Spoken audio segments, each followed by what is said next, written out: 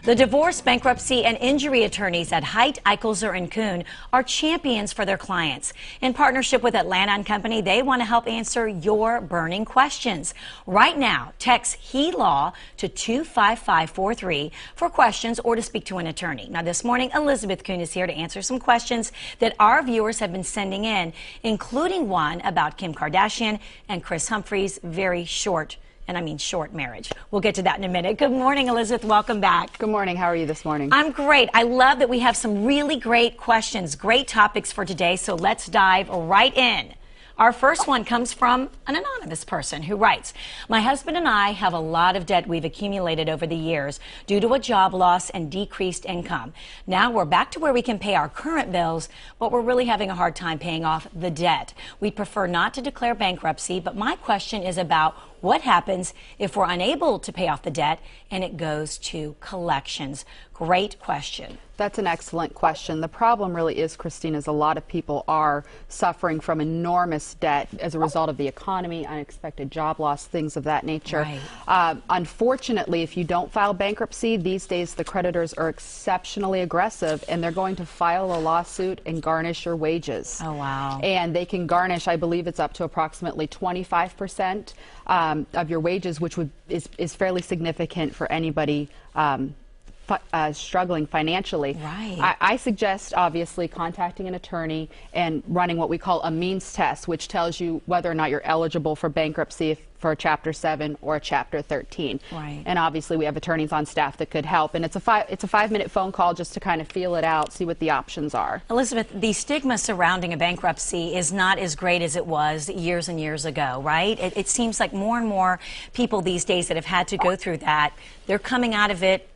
Yes. I won't say unscathed, but years later, it's an option for people. Let's just put it that way. Actually, what happens is when people file bankruptcy, a lot of our clients see an immediate jump in their credit score. Right. Because now they're debt-free. They're debt-free. It used to be, oh, you can't buy a car, you can't buy a house for years and years to come. That's no longer the case. And there is that social stigma, but it's the same that it used to be in the 70s when you went through a divorce. Exactly, exactly. And nowadays, it's very common for people to file bankruptcy. In Georgia, last I checked, is second highest in the country. Oh, wow, that's incredible. But Yes. talk to the attorneys. They'll tell you. We're not saying that's the easy answer, but it's definitely an option out there, and you need to explore your options, and they're the perfect people to ask. Okay, our next question comes from Lisa S. She writes, "My brother and his ex-wife have 2 children. One is now 19.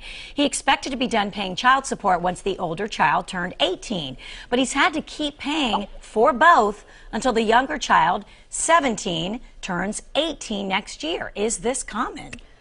It depends. That is an excellent question. Typically, people think that child support is divided among the children. That's a complete fallacy. Some divorce decrees do have what we call automatic downward modifications of child support. You actually have to see what is in your settlement agreement or your divorce decree, and what you'll realize is sometimes attorneys are sneaky and they put the word that the child support will stay the same until the youngest child attains a certain age, and that's a trick word. Read the fine print, please. Read the fine print. But what you need to do, if you're allowed, and obviously our office would help you or another attorney, is that you need to contact an attorney and just kind of go over the fine print. Sure. And if you're not prohibited from filing a modification, you need to move forward with modifying the child support. Okay. But it's not going to be cut in half. The rule of thumb is the first child's the most expensive, and then once you add children on, it goes up in increments. Okay, got it. Again, another great question. Our last one goes back to what we mentioned in our introduction about Kim Kardashian and her husband, Kris Humphreys. Janet P. writes, "I was just reading a story about how Kim Kardashian's husband wants an annulment rather than a divorce. What is the difference?" Sure. An annulment basically means the marriage never happened, and it's often common in religious situations. Right. It really started with the Catholic Church that you couldn't get divorced, you had to have an annulment. Georgia is one of those states that does allow annulments. It's very rare and is very difficult to get an annulment. You basically have to prove that you were defrauded in obtaining a marriage, and fraud is a very, very high standard. Right. I've been following that article, and if he doesn't get an annulment, which it's suspected he's not going to get an annulment, I believe the standard in California is also fraud. he is going to attempt a legal separation, which a lot of people also try to think, okay, I don't want divorce, I want a legal separation. He's probably not going to get that either. I didn't know you could do that. Legal separation. It's a legal separation, okay. And what that means is you separate everything in the marriage, but you're not divorced. You can't get remarried. You can't really move on with your life. Oh yeah, that I would imagine there'd be some tough standards there. Right, and what people don't realize, it only takes one person to tango, and it only takes one person to want to the divorce. And if she wants it, she's going to get it, right. And he can't stop it.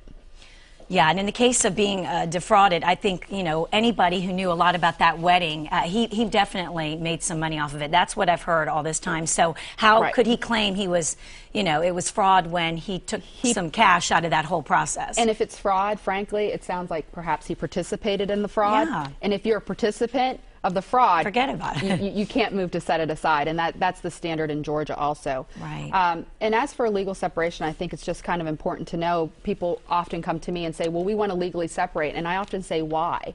There are three reasons really why somebody needs a legal separation. Number one, you really religiously don't believe in marriage. Number two, your spouse is seriously ill, perhaps with cancer, terminal cancer. They can't get health insurance. Okay. If you're legally separated, they can stay on your health insurance. Got it. And number three, if your spouse is ill and they might have to go to a nursing home, you legally separate so that the government can't seize your assets. Wow, okay.